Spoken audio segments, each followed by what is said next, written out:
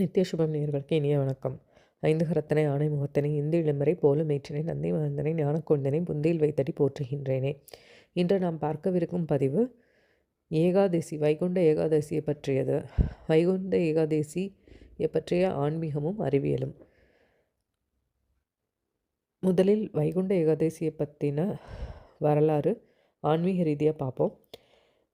மூராசுரன் என்ற வலிமை மிக்க அசுரன் பிரம்மனிடம் வரம் பெற்று தேவர்களையும் முனிவர்களையும் துன்புறுத்தி வந்தான். அவனை அழிக்க மகாவிஷ்ணுவின் அம்சமாக அவருடைய உடலிலிருந்து உருவானவளே ஏகாதசி தேவி.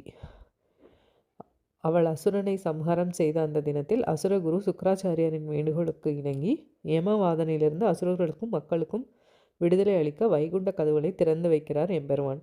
இதுவே சொர்க்கவாசல் திறப்பின் பின்னணியாகும்.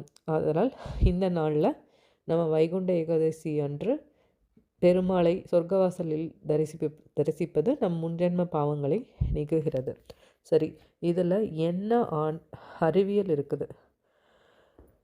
ஸோ இந்த ஏகாதசி என்பது அமாவாசை மற்றும் பௌர்ணமி அடுத்து வரும் 11வது நாள், அதாவது 11வது திதியாகும். இந்த நாளில் சந்திரனின் ஈர்ப்பு விசை கடலில் மட்டுமல்லாது மனித உடலிலும் தாக்கத்தை ஏற்படுத்துகிறது. அதனால் இந்த நாளில் விரதம் இருப்பது உடலில் நீர் சமநிலையை சீராக வைத்திருக்க உதவுகிறது. இது மனதை கட்டுப்படுத்தி கோபம், குரோதம் போன்றவற்றை நீக்கி மனதையும் அமைதிப்படுத்த உதவுகிறது.